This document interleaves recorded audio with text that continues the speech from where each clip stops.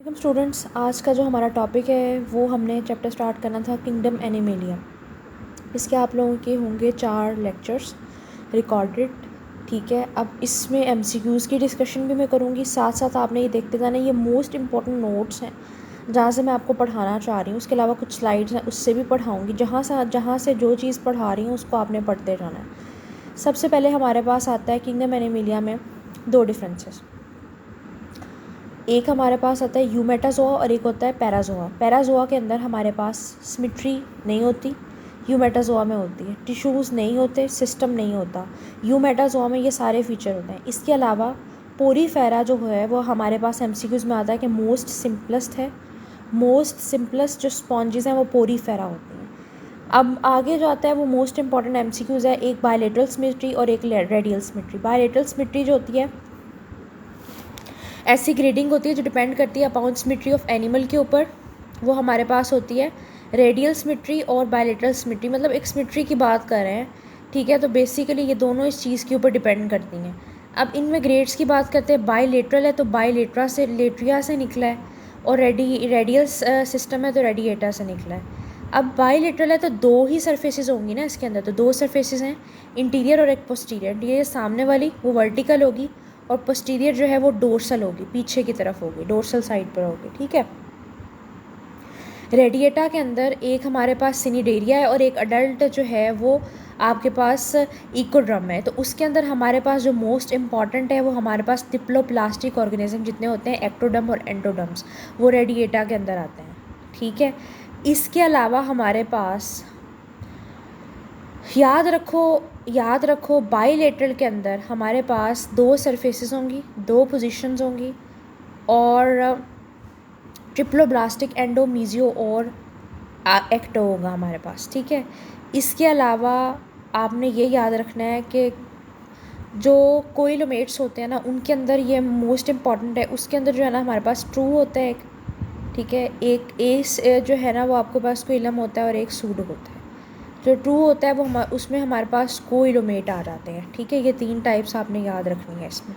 Basically जो chapter है ना, ज़्यादातर ये समझने के अलावा ये एक रट्टा बेस्ड चैप्टर है, क्योंकि अगर आप एक किंगडम अलहदा बना के प्लेस करना चाहो उसमें ये सारे ऑर्गेनिज्म फाइलम सारे आ जाएंगे जो हमने इसमें डिस्कस करने हैं।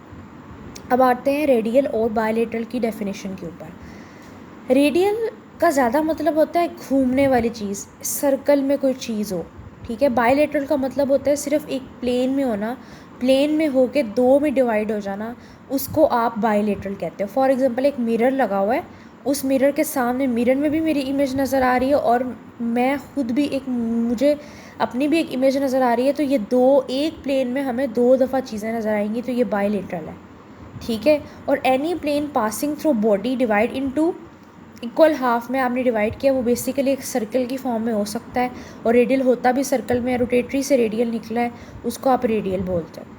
उसके बाद आ जाओ प्रोटोस्टोमास और डेट्रोस्टोमास। प्रोटोस्टोमास में हमारे पास आता है डेट्रोस्टोमास में हमारे पास आता है हेमिकॉर्ड्रा, इकोडर्म और कॉर्डेट्स, ठीक है। फर्स्ट टाइम जो डाइजेस्टिव सिस्टम हमारे पास हुआ था सिनिडेरिया और हाइड्रा का, इंपॉर्टेंट है MCQs. First time nervous system हुआ था सिनिडेरिया और हाइड्रा और डिफ्यूज्ड। स्टिंगिंग सेल्स हमारे पास सिनिडेरिया में होते हैं, नीमाटोसिस्ट को बोलते हैं, मोस्ट इंपॉर्टेंट एमसीक्यूज है। कोई एक्सक्रीटरी सिस्टम नहीं होता किसके अंदर, सिनिडेरिया के अंदर। ये सारे एमसीक्यूज पहले से ही बने बनाए हैं आपके पास। ये एक नगेट्स आप कह लो, मैंने आपको नगेट्स पढ़ा रही हूँ कि एमसीक्यूज ये बन के आएंगे, आने ही आने हैं ये।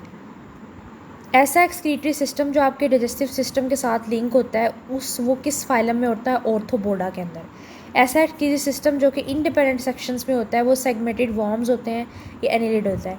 ऐसा excretory system of medium variety जो कि एनिलिड, सिर्फ एनिलिड में होता है। फर्स्ट एक्सक्रीटरी सिस्टम आपके पास जो था ना वो फ्लैट वॉर्म्स के अंदर था।